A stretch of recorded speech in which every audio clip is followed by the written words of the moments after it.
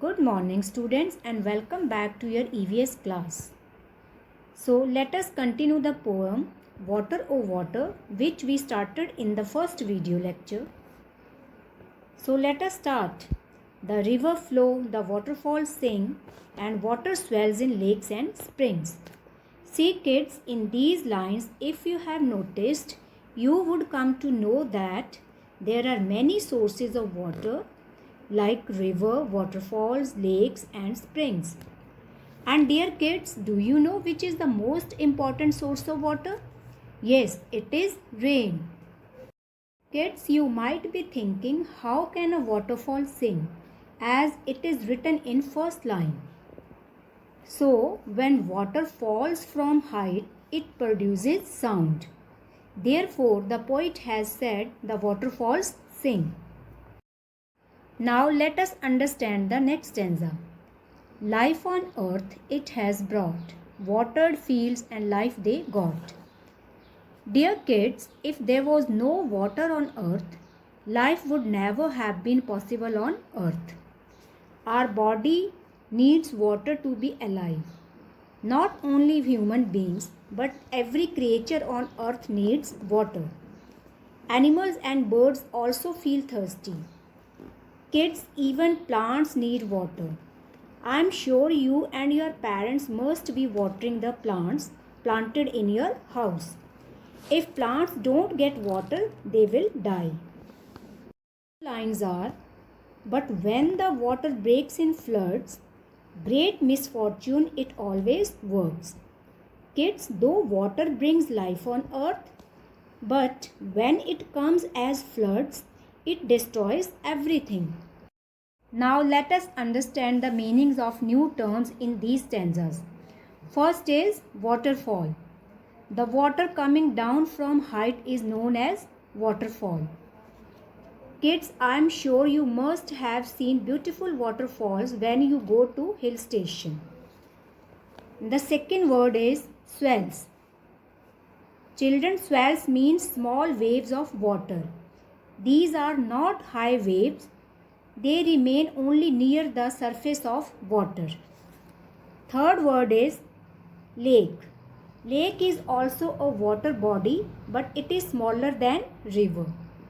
And the lake water is stagnant. It means standing water. Now the next word is springs.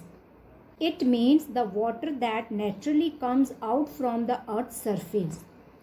Dear kids, one of the most common example of springs is the hot water spring in Manikaran Sahib. Now the next word is floods. When large amount of water overflows from the water bodies, it is known as floods. And misfortune means bad luck. Poet has used this word here because floods destroy many people's lives, their houses and buildings. So kids, that was all for the poem. Now it's question answers time. First question is, without water life is impossible on earth. Justify this statement. So kids, our full day revolves around water. We are dependent on water so much. Dear kids, think about your day from morning. When you wake up, you brush your teeth and take a bath with water. Throughout the day, whenever you feel thirsty, you drink water. Your mother uses water to cook food and prepare your favorite drinks. Even animals and birds feel thirsty and they quench their thirst with water. For aquatic animals, water is their home. Water is important for plants as well. Plants get nutrients from water. If we don't water plants, they will become dry and at last die. Now the second question is, what different forms of water do you see in the surroundings? Dear children, the water that we drink is in liquid form, but this is not the only form of water. Water has two more forms. Look at the ice in your refrigerator at home.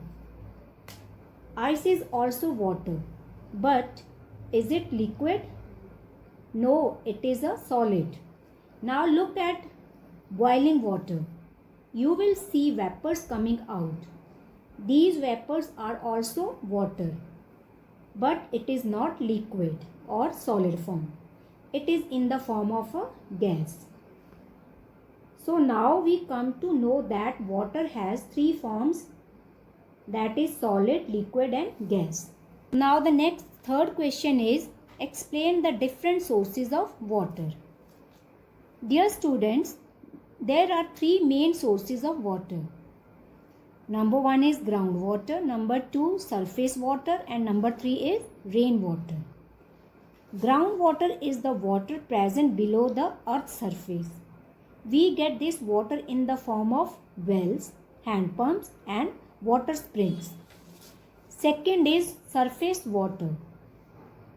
This water refers to sources like rivers, seas, oceans, lakes and ponds. These are found on the surface of earth. This is the water which is mainly used for domestic and irrigation purpose. Kids, irrigation means the supply of water to crops to help them grow. And now next comes rainwater. We can use rainwater through rainwater harvesting. In this process, we collect the rainwater on the roofs of our houses and then transfer it to a tank with the help of pipes. And then we can use this water for many purposes. So kids, now here I wind up today's lecture and now we will meet in the next video. Take care.